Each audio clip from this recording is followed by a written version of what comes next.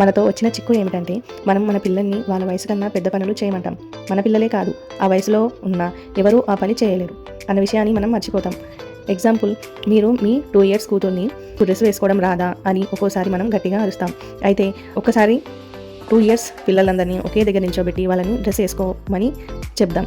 అందులో 90% ఫెయిల్ అవుతారు డ్రెస్ వేసుకోవడంలో. మనం పిల్లల్ని పిల్లలుగా ఉండనివ్వము. చిన్నప్పటి నుంచి శుభ్రత, క్రమశిక్షణ తప్పకుండా నేర్పాల్సిందే. కానీ వయసు కూడా దృష్టిలో పెట్టుకోవాలి కదా. 3rd క్లాస్ చదివే పిల్లాడిని మనం ఒక్కోసారి నీ గది శుభ్రంగా ఉంచుకొని బుక్స్ అన్ని నీట్గా పెట్టుకో అని గట్టిగా అరుస్తుంటాం. అలాగే ఒక 2 ఇయర్స్ 3 ఇయర్స్ పాపని కూడా ఒక దగ్గర కూర్చోలేవా, కుదురుగా ఉండలేవా అని గట్టిగా అరుస్తాం.